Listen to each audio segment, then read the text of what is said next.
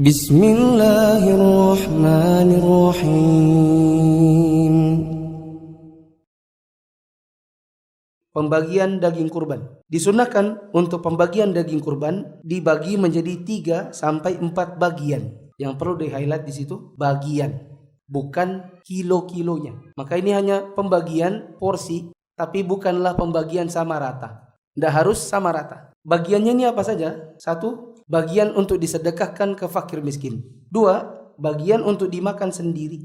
Bahkan sebagian ulama mewajibkannya, tapi yang benar bukan wajib, cuma sunnah. Makanya bila kita di sini kurbannya di tempat lain, hukumnya boleh. 3, dihadiahkan kepada kerabat atau orang lain yang bukan miskin. 4, disimpan untuk perbekalan lebih dari 3 hari jika tidak terjadi musim paceklik atau krisis makanan. Adapun jika terjadi musim paceklik atau krisis makanan, maka tidak boleh disimpan, melainkan harus dibagi langsung. Setelah dicincang-cincang, maka itu hewan dibagi menjadi 3 bagian. Yang 3 bagian ini tidak harus sama rata. Ada sedekah, ada makan sendiri, dan ada hadiah. Kalau kita di rumah cuman sendiri, atau kita sama istri dengan anak kecil-kecil yang gak bisa juga makan daging, maka jangan 10 kilo. Antum ambil sedikit aja, mungkin 2 kilo cukup. Nanti orang miskin dibanyakin. Sisanya ada yang buat hadiah. Antum pikir-pikir, misalnya ada teman yang dia gak miskin, tapi dia juga gak kurban. Uangnya pas-pasan. Maka boleh antum hadiahkan sama dia. Bahkan sebagian ulama mengatakan, sampai-sampai pun jika dia adalah orang kafir, boleh. Bila keluarga antum banyak, istri antum 4, anak antum ada 13. Orang miskin di tempat antum sudah bilang, sudah Pak, aduh ini banyak betul daging sudah. Ini busuk aja di rumah karena di rumah sini tidak ada kulkas. Maka antum boleh ambil lebih banyak. Antum sedekah misalnya cuma 2 kilo. Tidak harus sama rata. Boleh dibagi pakai kupon. Biasanya dalam rangka untuk mengatur dan memastikan tidak ada orang yang rakus dan mengambil berlebihan. Karena ada sebagian orang yang dia sebar anaknya, kamu di kampung anu, kamu di kampung anu, kamu di mana, aku di sini, mama aku di situ. Masing-masing ngantri. Jadi pulang di rumah berlebihan. Rupanya bukan untuk makan, tapi buat jual. Kebetulan tukang daging juga. Maka ini diatur salah satunya dengan kupon. Sehingga dibatasi satu keluarga misalnya hanya sekian kupon saja. Kedua, dilarang memperjualbelikan hasil sembelihan. Rasulullah SAW bersabda, "Man ba'a jilda udhiyati fala udhiyatalah." Siapa yang menjual kulit hewan kurbannya, maka kurbannya tidak ada nilainya. Yang ini dianggap tidak sah. Di antara bagian hewan yang susah dimakan adalah kulit. Di antara bagian hewan yang malas makannya, jeruan. Malas ngolahnya. Sebagian orang setelah dapat kulit dan dapat jeruan, dijualnya. Maka ini membuat kurbannya menjadi tidak sah bila dijual. Termasuk menjual belikan bagian hewan kurban adalah menukar kulit atau kepala dengan daging, atau menjual kulit kemudian dibelikan kambing. Karena hakikat jual beli adalah tukar menukar meskipun dengan selain uang. Termasuk jual beli nggak mesti barang dengan uang. Barang dengan barang yang kita sebut dengan apa? Barter, itu termasuk cabang jual beli. Maka kalau ada yang berkata begini, itu kulit hewan muka? Iya. Mau diapain? Gak tahu juga mau diapain. Tukeran. Kebetulan aku punya usaha kulit, ku kasih kamu kepala. Tukeran dia, sesama pengkurban. Yang punya kepala ngasih kepala, yang punya kulit ngasih kulit. Maka ini termasuk jual beli. Dan ini membatalkan kurban keduanya. Termasuk darinya jual beli adalah mengupah tukang jagal pakai kulit atau pakai kepala. Misalnya jagalnya bilang, "Pak, saya aja nanti yang sembelihkan sapinya sampean, tapi saya doorstep itu kepalanya."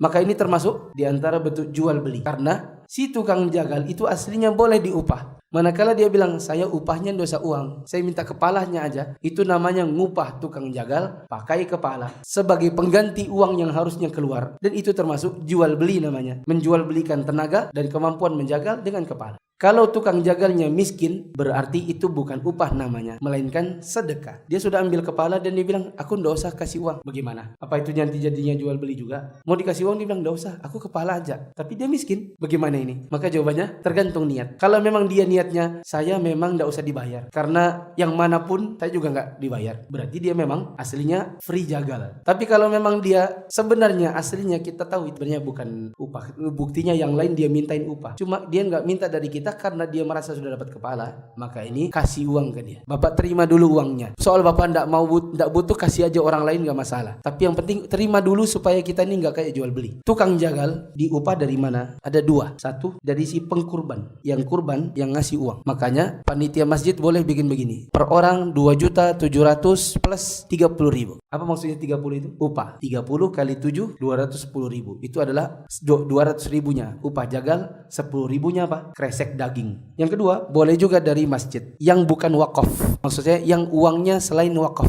Misalnya ada kotak infak yang jamaah meniatkannya bebas, maka boleh dipakai. Misalnya saja panitia kelupaan minta uang. Panitia dia cuma bikin tulisan 2.700.000. Lupa dipikirkan oleh panitia itu tentang upah jagal. Pas orang bayar 2.700.000, waktu beli pas uangnya habis. Mau dimintai lagi itu pekurbannya ndak enak. Mintanya juga cuma 30.000, dimintain satu persatu. Sapinya 7 kali 7 49. Keliling rumah 49 hanya untuk tagih 30.000. Kayaknya memberatkan banget. Maka boleh saja diambil dari kas bebas, asalkan itu bukan yang bagian apa? Wakaf. Menjual kulit yang dilarang adalah menjual kulit sebelum dibagi atau disedekahkan, baik dilakukannya oleh panitia maupun dilakukan sahibul kurban. Adapun setelah proses pembagian, maka orang yang menerima kulit boleh memanfaatkan kulit tersebut sesuai dengan keinginannya, baik dijual maupun pemanfaatan lainnya karena sudah menjadi haknya. Ini ada kulit, ini kulit misalnya. Kulit ini tidak boleh langsung dijual. Apakah yang menjualnya adalah si pekurban ataukah panitia? Ada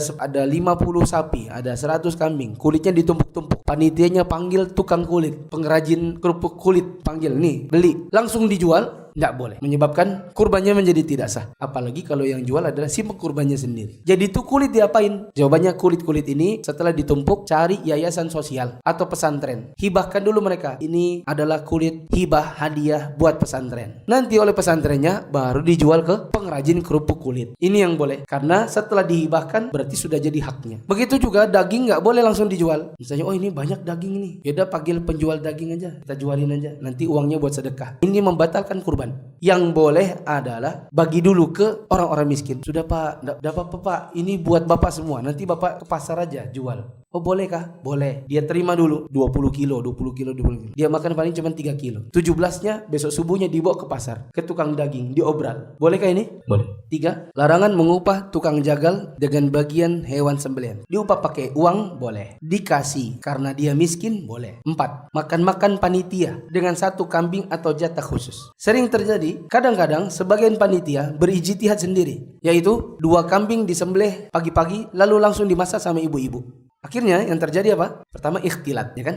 Karena ibu-ibu ikut-ikutan di situ. Jadi bapaknya anu sama istrinya anu berhadapan-hadapan, cincang-cincangan. Kemudian ada bagian hewan yang langsung dimasak sama ibu-ibu. Dibuat makan siangnya panitia. Ini sebenarnya nggak boleh. Karena ada bagian dari hewan yang jadi terluput bagiannya. Kan tadi bagiannya harusnya 3. Ketika langsung dimasak semua, makin jadinya cuma 1, yaitu hadiah doang. Yang sedekahnya nggak ada, yang dimakan oleh si pengkurbannya juga nggak ada. Kecuali begini, ini daging hewan. Hewan pertama sudah. Ini daging yang buat si punya kurban. Ini daging yang buat sedekah. Ini hadiah, kasih panitia. Ini masak. Boleh. Yang nggak boleh itu cincang-cincang semuanya buat masak. Akhirnya si pengkurbannya datang. Mana hewanku? Sudah dimakan semua di sana, katanya. 5. Solusi masalah kulit. Solusinya adalah hibahkan dulu ke ponpes atau yayasan yang lain, baru nanti oleh ponpes dan yayasan tersebut dijual. 6. Tempat pembagian atau penyaluran. Tempat pembagiannya adalah di mana orang tersebut berdomisili. Tapi tadi sudah saya bilang, seandainya pun orang tersebut di tahun itu berkurban di tempat yang lain dan dia tidak menghadiri penyembelihannya, maka ini tetap boleh. Tapi yakinkan bahwa ada maslahatnya.